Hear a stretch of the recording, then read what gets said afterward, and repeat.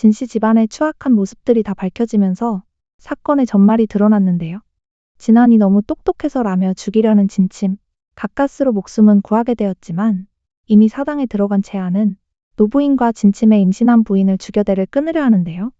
여동생은 진안에게 농락당하고 그걸 막고자 했던 엄마 양씨 역시 농락당했죠. 아빠는 억울하게 죽고 본인이 복수를 하기 위해 이 집에서 5년을 기다렸던 채아. 화재가 발생하고 연지 역시 도착하는데 이미 안에서 노부인은 쓰러지고 놀란 진침은 연지의 도움으로 자신의 부인 심란을 빼냈는데요. 진침은 채아가 자신을 사랑하고 난 후 복수를 포기했다고 생각했던 것. 다 가짜라고 말하는 채아를 죽이려 하는 진침이지만 진침은 진심이었죠. 결국 마지막을 함께하는 두 사람. 그 와중에 딸을 낳게 된 심란인데요. 아들의 유일한 혈육이 하필 딸이라 구박을 받게 되고 결국 자신의 집으로 돌아가 버리게 됩니다. 이렇게 진부 사건은 모두 해결. 연지는 자신이 형부에 들어갔으니 당당히 함께 수사를 하자 제안하고 무조건 콜을 외치는 진안. 한편 집부가 망하게 되자 셋째네를 따라 경성으로 가야 하는 진안인데요. 이때 셋째 큰엄마는 진안에게 연지에게 말해 언니들 시집을 갈 수 있게 돈 좀 마련하라는데 어쩜 이렇게 생각이 없는 건지. 죽은 이들을 생각해야죠 아줌마. 억울하게 죽은 사촌형 진앙 사건을 해결하고 싶은 연지와 그런 연지를 말리는 대장공주의 아들 삼촌.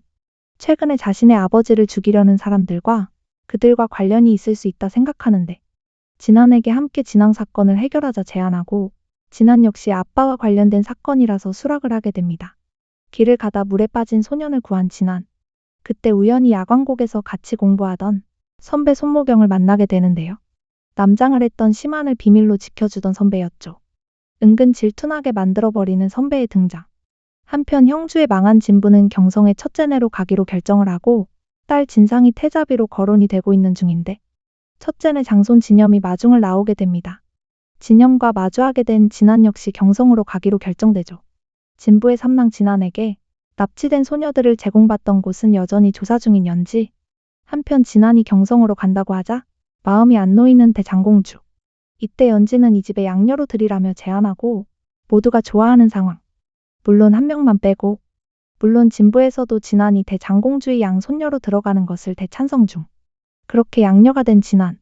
그 모습을 지켜보는 씁쓸한 약청과 행복해 보이는 연지. 이제 경성으로 가야 하는 진안인데요. 그녀를 따라 경성의 약혼남을 미리 보고 싶다는 영영공주. 아직 일이 남아있어 형주에 머물러야 하는 연지는 기다렸다 자신과 함께 가던지 가족들과 함께 가던지 선택을 하라 하는데 가족을 선택한 진안. 그런 진안에게 급할 때 쓰라며 패를 주게 되죠. 그리곤 힘들다며 그녀의 방에 누워버린 연지. 그러자 밤새 약초를 만지는 진안. 연지 너무 마음이 잘 드러나는 거 아니니? 귀엽게 영영과 함께 떠나는 진안. 진안에게 돈을 모았다며 주는 사촌오빠 진강인데요.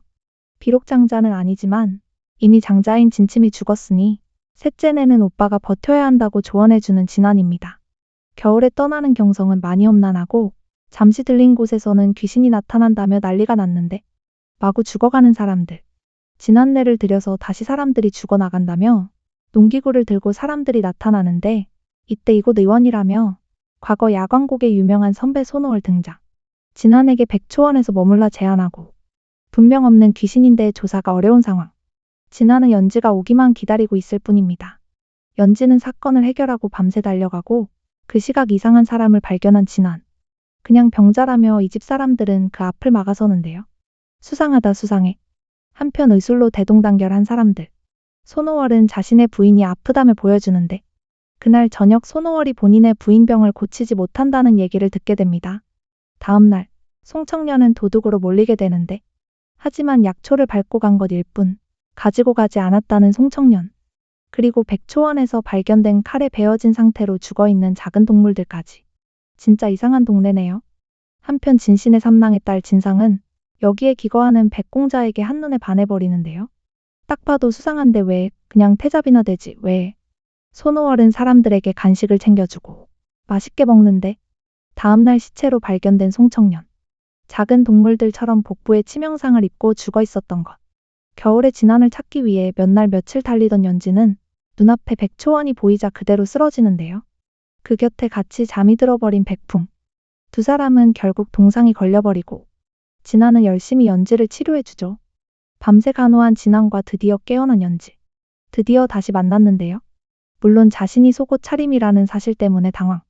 그리고 진안을 위해 힘들게 온 연지 이야기에 마구 흔들리고 있는 진안까지. 서로가 서로에게 드디어 끌리기 시작한 모양이네요. 한편 살인사건 수사를 하기 위해 온 진안을 무시하는 포졸. 결국 연지가 준 패를 보여주는데 꼼짝 못하는 포졸. 어디서 까불어. 그렇게 시작된 시체 검안.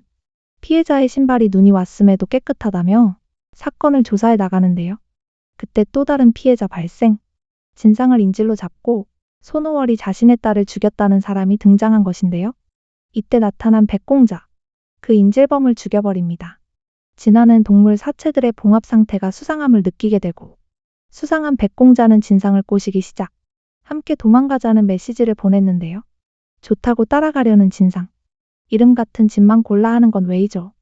일부러 진상이라고 지은 건가요? 결국 진상이 사라졌다며 찾으러 나서는 가족들. 그러다 백초원에서 먹었던 간식이 사실과 다른다는 것을 알게 되는데 어쩐지 간식도 수상하더니 영영공주와 함께 해독약을 먹고 손오월을 만나러 가는 진안. 하지만 이내 향에 취해 쓰러져 버리는데 그 시각 백공자와 사라진 진상을 찾으러 떠나는 연지. 분명 길은 하나인데 흔적조차 찾을 수 없었는데요. 아무래도 굉장히 수상하죠. 결국 다시 백초원으로 백. 이거 분명 함정이다. 진안과 영영공주는 손오월에 의해 감금되었다가 정신을 차리게 되는데요. 그녀들 눈앞에 펼쳐진 수많은 심장들. 와, 진짜 사이코패스였네. 그리고 다음 심장의 주인공인 진상. 진안은 진상을 구출해 나가려다 암기에 걸려 지하 물속으로 빠지게 생겼는데 이때 등장한 백공자. 손오월의 부인을 위해 그녀들의 심장이 필요하다고 하는데요. 그냥 죽어버리겠다며 목을 걸고 백공자를 협박하는 그녀들. 그리고 이때 화살을 날린 진안.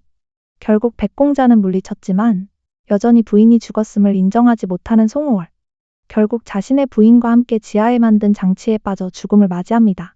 그런데 그 틈에 같이 빠져버리게 된 세 사람.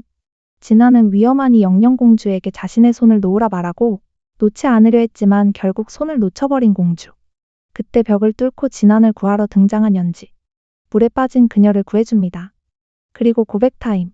하지만 자신은 자격이 안 된다는 진안인데요. 이때 제대로 반전. 이미 진안의 본명 심아님을 알고 있던 연지. 야! 어떤 신분이든 괜찮다며 좋아한다는 연지. 물론 계속 거절하는 진안인데요. 그런 진안에게 자신의 마음은 이제 되돌릴 수 없다며 당당히 새자비를 만들어 주겠다 약속까지 합니다. 그거 아시죠? 약속을 그렇게 불안해하는 드친자인데요. 꼭 약속하면 죽거나 무슨 일이 생기기 때문에 아주 두렵습니다. 연지는 그녀의 신분을 살려주고 그녀의 억울한 아빠 누명도 벗겨주는 것이 자신이 지금 조사하는 사촌형 진앙 사건과 목적이 같다 말해주는데 평생 진안만 보고 살겠다는 연지를 드디어 허락하는 진안. 그리고 키스타임. 매번 어긋나서 아주 마음이 불편했는데 그럼 그렇지 또 방해. 백풍 너 진짜.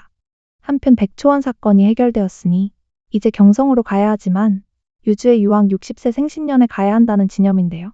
진안에게는 연지에게 받은 패가 군대를 휘두를 만큼 중요한 것이니 그만큼 연지가 그녀를 많이 생각한다고 말하는 진념.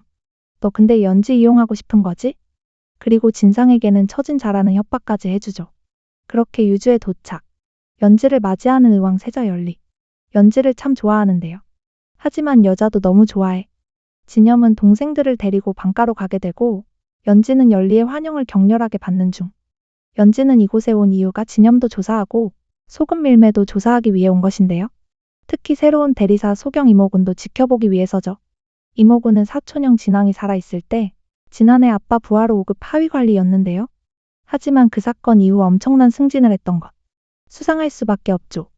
한편 그 시각 진념은 이미 방보랑 만나 소금 운반에 대해 이야기하는 중인데요. 진념도 계속 지켜봐야 하는 인물 같아 보이네요. 진안이 잠든 밤, 몰래 들어온 연지인데 몸에서 나는 분향을 맡은 진안. 어쩔 수 없이 간 거라며 이제 안 가겠다는 연지. 왜 알콩달콩 귀여운데. 근데 또 키스 방해. 드디어 생신년이 시작되고 이모군에게 집적되는 진념인데요.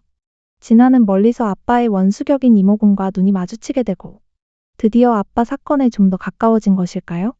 이번 회에서는 직진 고백으로 진안의 마음을 사로잡은 연지인데요. 두 사람의 키스는 자꾸만 방해하지만 그래도 너무 알콩달콩 보기 좋죠. 얼굴압도 최강입니다. 사건도 늘 새롭고 재미있어서 시간이 아주 빠르게 흘러가고 있는데요. 다들 재미있게 보고 계신가요? 드라마 조설록 오늘의 리뷰는 여기까지입니다. 드친 자는 또 다시 중국 드라마 리뷰로 찾아뵙겠습니다. 오늘도 재미있게 보셨다면 좋아요, 구독 부탁드립니다.